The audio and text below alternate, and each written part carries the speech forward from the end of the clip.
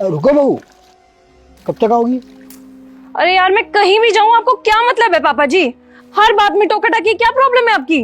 नहीं, मैं बस ये जानना चाह रहा था तुम रात को कब तक आओगी? देखो मेरे को देर हो जाएगी, देर रात हो सकती है, 12-1 बज सकते हैं, मुझे नहीं पता मैं कब तक आऊंगी। अरे मैं अपने दोस्त की बर्थडे पार्टी में जा रही हूँ, बस मिल गया ना जवाब कि कहाँ जा रही हूँ। 12-1 बज जाएंगे?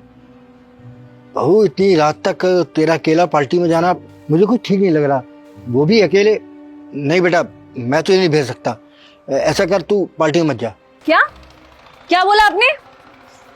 आप कौन होते मेरे को रोकने वाले? मेरे दोस्त की बर्थडे पार्टी है और मैं अपने दोस्त के बर्थडे पार्टी में ना जाऊं? मैं तो जाऊंगी, समझ में आया? और दोबारा से मेरे को टोकना मत।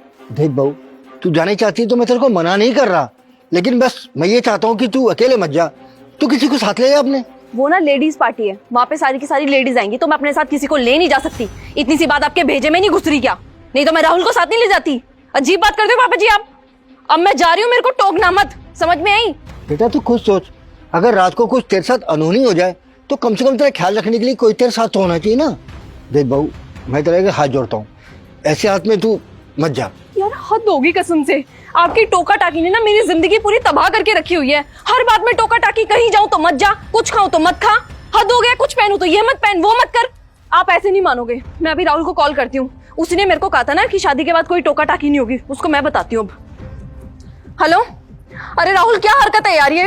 तुम्हारे पापा हर बात में मेरे को टोकते रहते हैं। अभी तुम्हें 10 मिनट गए हुए नहीं और मेरे को बाहर नहीं जाने दे रहे यार। प्रियंका का बर्थडे है, मैंने तुम्हें बताया था, और ये भी कहा था कि लेडीज पार्टी है तो मैं अकेले जाऊंगी। ये मेरे को वहां जाने के लिए मना कर रहे हैं यार। 6 बार बोल दिया इनको, 6 बार मना करने लग गए, मेरे सामने अड़ गए कि नहीं जाने दूंगा।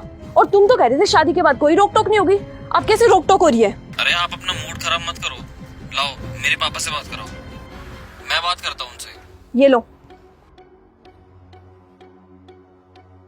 क्या यार पापा, जब वो बाहर जा रही तो उसको जाने दो ना। आप भी खामखा रोक टोक कर रहे हो, जाने दो उसको। लेकिन बेटा। अरे पापा मैंने बोला ना उसको जाने दो, जाने दो आप उसको। ठीक है बेटा, जा बहू, तू जा सकती। अब आ गई होगी ना बात समझ में? जब इतनी देर से समझा रही थी कि मेरे को जाने दो तब समझ में नहीं आ रहा था। और अब ना मेरे को टोकना मत, हर बात पे टोका टाकी यार, कसम से हद पार कर दिया आपने तो।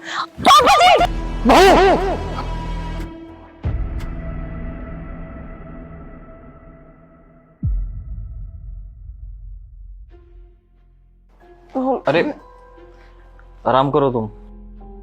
राहुल मेरे साथ क्या हुआ था? मैं सीढ़ियों से गिर गई थी, मेरे बच्चा ठीक है ना? घबराओ मत अंकिता, सब कुछ बिल्कुल ठीक है। अभी थोड़ी देर पहले डॉक्टर तुम्हारा चेकअप करके गए हैं और उन्होंने कहा सब कुछ सेफ है, घबराने की कोई बात नहीं। मैं कितनी नादान थी, मेरे को पापा जी ने कम से कम 4-5 बार टोका कि मत जा, मेरे को कुछ सही नहीं लग रहा, मत जा, मेरे को कुछ सही नहीं लग रहा। और देखना मेरी जिद की वजह से क्या हो गया। पापा जी प्लीज मेरे को माफ कर दो, मैंने आपकी बात नहीं सुनी। अगर मैं आपकी बात स्टार्टिंग में ही सुन लेती तो शायद ये सब नहीं होता। प्लीज मेरे को माफ कर दो पापा जी। अरे बेटा, माफी मांगने की कोई जरूरत नहीं है। बेटा मेरी रोक टोक की आदत तो है ही नहीं। तुम ये बताओ, कब मैं तुम्हें रोका टोका? तुम जो कपड़े पहनना चाहती हो, जो खाना चाहती हो, कहीं भी जाना चाहती हो, मैंने कभी मना नहीं किया। लेकिन और अब तुम पेट से हो तो डर तो लगेगा ही ना। वो क्या है ना कि अब तुम्हारे साथ एक और जिंदगी जुड़ी हुई है और इस टाइम पर तो बहुत ख्याल रखना जरूरी होता है। खासतौर पर तुम्हारा 8वां महीना चल रहा है तो तुम्हें तो बहुत ज्यादा ध्यान रखना चाहिए। बस मैं इसलिए मना कर रहा था कि तुम अकेले इतनी दूर जा रही हो और रास्ते में कोई अचानक कोई बड़ा हादसा हो जाए तो क्या होगा। अरे कोई ना कोई साथ तो होना चाहिए जो तुम्हें संभाल सके उस समय। और आजकल की दुनिया ना ऐसी है कि कोई भी किसी का साथ नहीं देता, क्योंकि बेटा आजकल के जमाने में ना कोई भी किसी की मदद नहीं करना चाहता। बल्कि मैं तो ऐसे लोग देखे हैं जो मदद करने से पीछे हटते हैं, बल्कि खड़े होकर तमाशा देखते हैं लोग। और वो ये सोचते हैं कि कहीं ऐसा ना हो कि हम मदद करें, उल्टा हम ही फंस जाएं। बस बेटा मैं तुम्हें इसीलिए रोक रहा था कि तुम अकेले मत जाओ। बेटा तुम लोग तो जानते ही हो कि मैं तुम दोनों से कितना प्यार करता हूँ और मैं नहीं चाहता कि मेरे बच्चों पर कोई जरा सी भी आँच आए।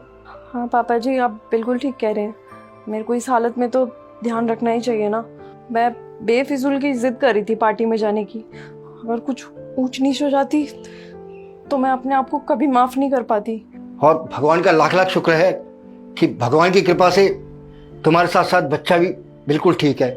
और तुम अब आराम करो, और अब जब हम तुम्हारे साथ हैं तो टेंशन लेने की क्या जरूरत है। अंकिता पापा बिल्कुल सही कह रहे हैं, वो तुम्हारे भले के लिए बोल रहे थे। वो तुम्हें जाने से सिर्फ इसलिए रोक रहे थे क्योंकि उन्हें तुम्हारी फिक्र है। वो नहीं चाहते कि तुम्हारे साथ कोई बुरा हादसा हो जाए। और फिर तुम जाने की जिद करने लगी। और वैसे भी तुम्हारी जिद के आगे तो कौन टिका है। फिर ना चाहते हुए पापा को बोलना पड़ा, ये इसको जाने दो।